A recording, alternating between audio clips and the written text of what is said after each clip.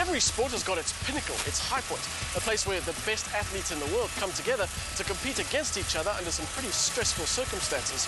For people who like boats, it's things like the Volvo Ocean Race. For athletes, it's the Olympic Games. But for rallying, it's right here at Dakar. 8,000 kilometers of racing over 14 days through 3 countries makes this the world's toughest motor race. RPM was invited to be part of the Imperial Toyota team from stage 7 to stage 9 in Chile to see what it takes to be part of this epic event, which first-time Dakar driver Duncan Vos sums up quite easily. It's tough. It's long and it's tough. As you say, it's the first Dakar. You know, before the Dakar, I'd watched all the videos, but yeah, it really is tough. The terrain is tough. It's not what we're used to back home. It's demanding on the car, on you physically. So yeah, it's a real proper race. This. Driver of Hilux Bucky number 301 was 2009 Dakar winner Janelle de Villiers, who offers a little more insight. It's a sprint race. It's not an endurance race anymore. It's flat out from the word go.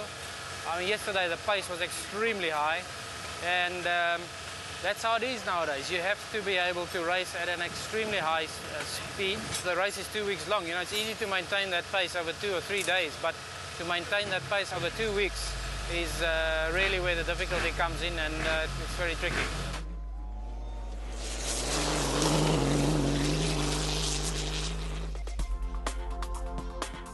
We joined this year's race at the end of stage 7 in a small town called Copiapo, and currently Stefan Hansel in a Mini is in the lead.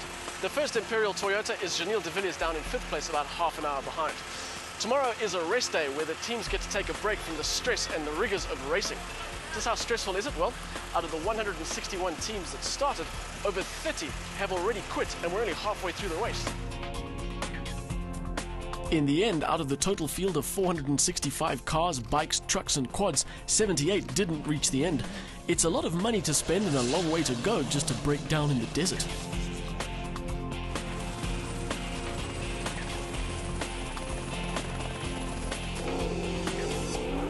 De Villiers' race almost didn't happen this year. His former team Volkswagen withdrew at the last minute, giving him and Toyota very little time to develop their project. In the end, after some testing in Namibia and racing in Morocco, their first Dakar together got off to a satisfying start. Well, I think not too bad. I think actually, you know, we've been having quite a good first week. We were right up there, you know, with the guys on the first couple of days. You know, we were probably closer than we thought we were going to be on the hard gravel. But when we got to the sand yesterday, you know, we're not quite on pace.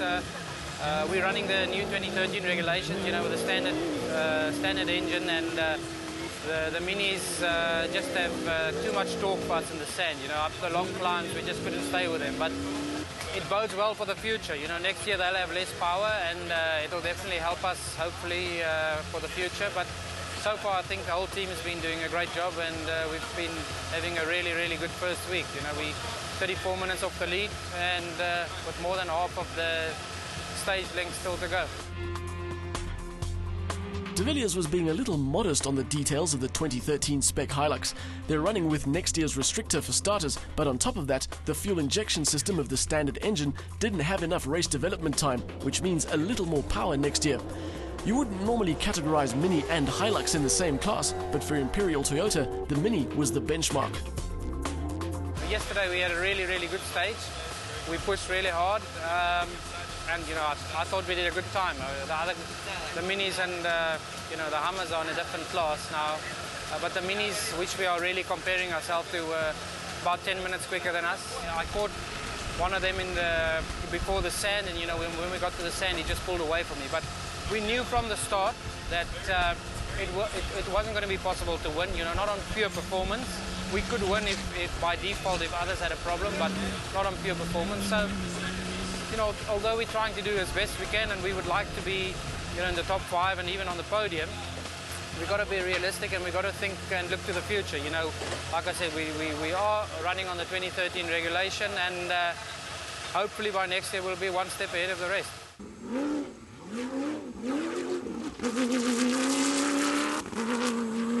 While there wasn't a win in the end, they did benefit from the demise of others.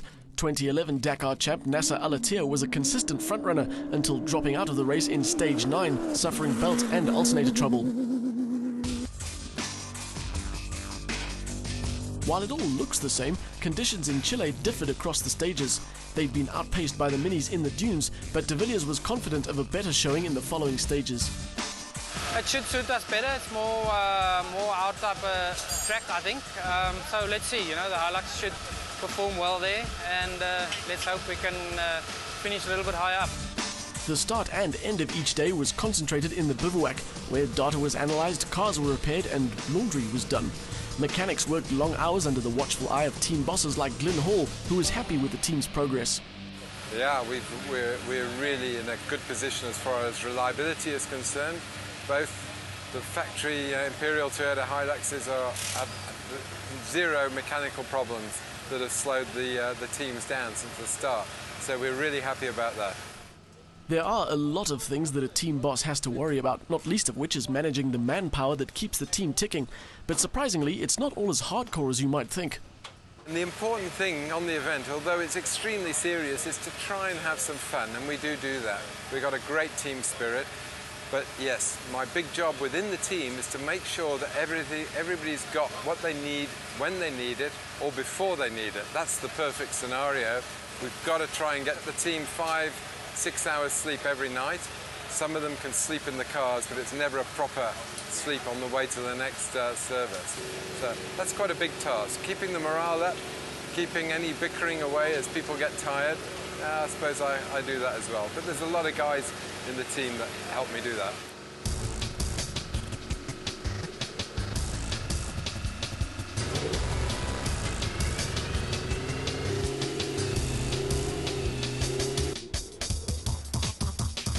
Of course, like any major sporting event, you can have the best teams in the world, but if there are no spectators, there's not much point being there.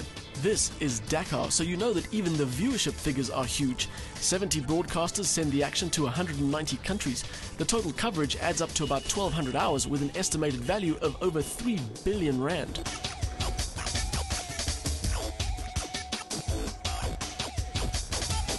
And that's just for those who prefer to watch the race from the comfort of their homes, drinking beer and eating chips, instead of being at the event, drinking water and swallowing dust.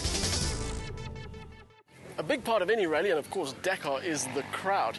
These guys are a special bunch. Even though this stage is in the middle of a mining town in the desert, they're here in their thousands, waving their flags and hooting every time a rider or a driver crosses the line.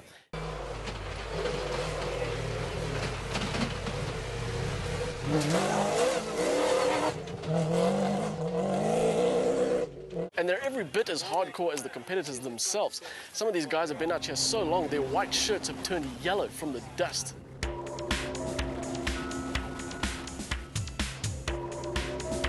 The most amazing thing about watching the race live is that despite it being the world's premier rally event, it's surprisingly accessible. There are no entrance fees at any point, there are no grandstand layouts or restricted views.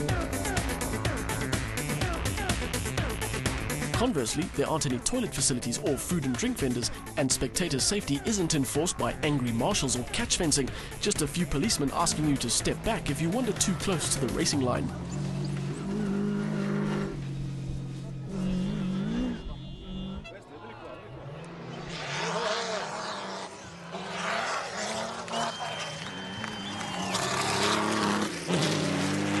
While Imperial Toyota's official presence extends to 4 cars, 2 factory and 2 customer, they also provide power to another South African team at Dakar.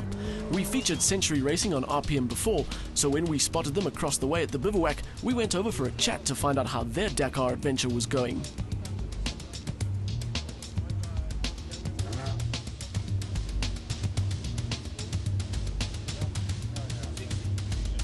On most days, we're only kind of 10 or 15 minutes behind the leaders, so it's going quite well, but I think it's more difficult, definitely, in the two-wheel drive class. You just cannot stop in the sand. The moment you stop, you're stuck. And how did the Toyota motors suit their rally car? The motor's been going well. I think it helps us a lot in the dunes, you know. Having the extra grunt to climb the dunes makes a big difference. We passed quite a few of the other smaller buggies in the dunes yesterday. I think the first couple of stages were a bit easier for us. We were running quite well. And Philambala, we lost quite a bit of time. We had a clutch issue which cost us about 2 hours. But other than that, the car's been very reliable. It's, you know, we're only at the halfway mark now, and I think the most difficult part is still to come. But we're quietly confident that we'll get to the end. But really, the race is only just beginning, I think. In the end, Century Racing finished 24th overall out of the remaining 78 cars. In rallying, though, it's not just the driver that does the work. The navigator makes sure the route is adhered to, the GPS waypoints are found, and the teams get across the line in the quickest possible time, despite the conditions. The navigation itself is navigating. You've got a road book and you navigate and you show where to go. But also different from us, there's no markers, there's no definite roads to go. You've got a cap bearing that you go onto, and it's a bit of a learning curve for the drivers from South Africa to learn that there's no markers.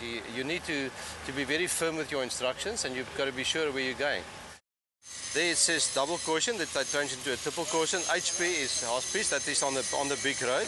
And at 300 meters you go into track. This is all in French, so you've got to use the abbreviations. Then from there you go 4.34 kilometers until that point on your odometer.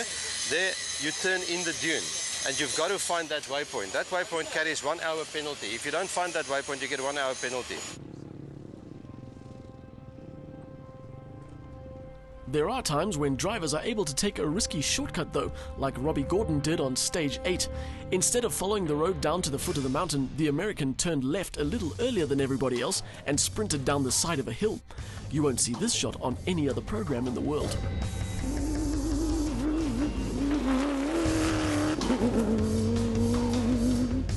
Although it saved him about 2 minutes, it wasn't enough. Racing under threat of disqualification and suffering a few mechanical problems in the closing stages, Gordon finished 5th overall.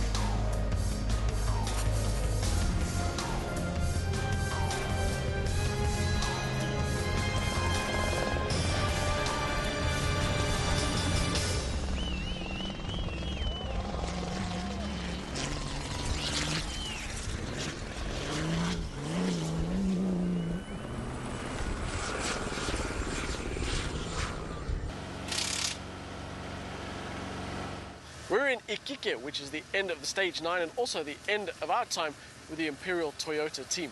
And all I can say is, if you have the opportunity to experience this race firsthand, don't turn it up. It is awesome in just about every respect. As for the team, well, with Janelle de Villiers currently in 5th and Duncan Force in 9th, they're doing better than even they had expected. And there's still a few stages to go, and there's a lot that can happen. And considering they're running a 2013 spec car, next year could be even better. 2012 wasn't too bad for them anyway. At the end of the 14th and final stage, France's Stefan Pederhansel and Jean-Paul Cotret took the overall win in a Mini.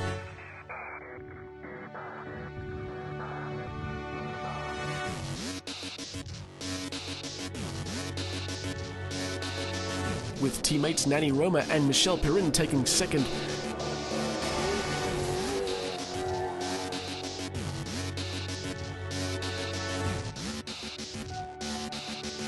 Third overall in just their first Dakar attempt was the Imperial Toyota Bucky number 301, driven by Janelle de Villiers and navigated by Dirk van Zitzewitz. On RPM next week, we meet the behind-the-scenes players and hear some Dakar stories from the Imperial Toyota team.